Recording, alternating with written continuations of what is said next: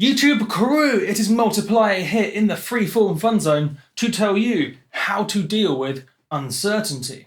No, not that, that's quantum mechanics, that's just the equations. The big idea behind this, if you're ever stuck in a situation where you're not quite sure what to do, you're uncertain, should I do this, should I do that? It's simple. What you do, look at the upside, look at the downside, optimize the upside, minimize the downside, and then give it a go. The smartest people in the world do not know what is going to happen. Just ask any of the top investors, the top technology people, Google, Apple, even in the music industry, Diplo, Skrillex, all the biggest guys running the biggest labels. They don't know for certain what's going to happen. You look at the upside, you look at the downside, you optimize the upside, minimize the downside, and if it still looks okay, you give it a go. I'll give you two examples. One, should I put my track on SoundCloud?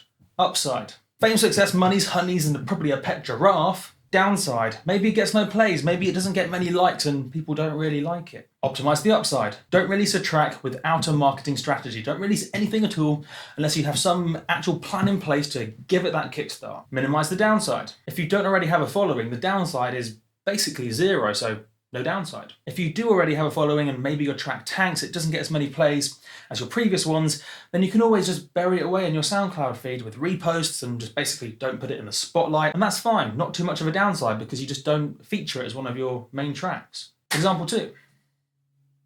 Spooky ghosts opening doors. That's ghosts and stuff. Just a Dead Mouse reference.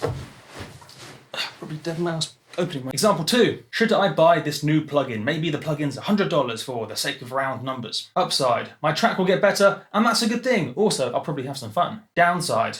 $100, which has an opportunity cost. Maybe that $100 might be best put towards my future dreams and goals by allocating it to PR costs or advertising in the future. I mean, $100 sent to a PR person will get you at least 50,000 plays, or maybe 100,000 if they're good.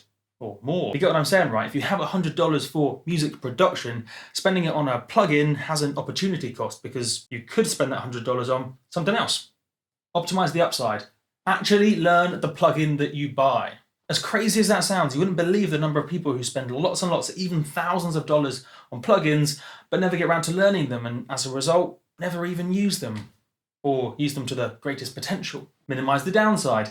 Don't impulsively buy the plugin. Make sure it's definitely what you think it is. Make sure it will definitely work with your computer. Make sure it will definitely improve your tracks. Otherwise, you might have just completely lost that $100 or whatever the value amount is for the plugin. Make sense? Make sense? Make sense? They are music industry, music stuff examples, but this whole principle applies to anything in life, not just the music industry. What's the upside? What's the downside? How can we optimize the upside and minimize the downside? If it then looks favorable, give it a go. And then don't be disheartened if it doesn't work. I mean, literally the best people in the world make mistakes more often than the opposite of mistakes.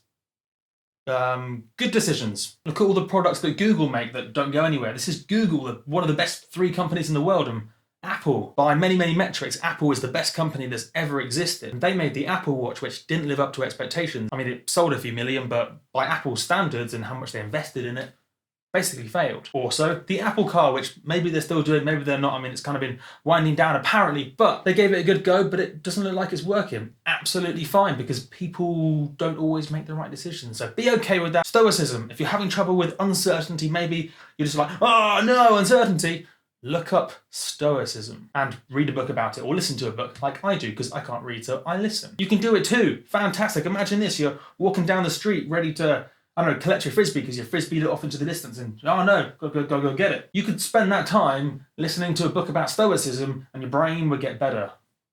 That'd be good. Anyway, that is the idea. That is how to deal with uncertainty in the context of the music industry, but also in such a generalized format that you can deal with any problem ever in the universe. And look at that for a video. I've solved, well not solved, but I've given you a way to view any problem in the universe in a video from Multiplier. Amazing. I'll catch you guys.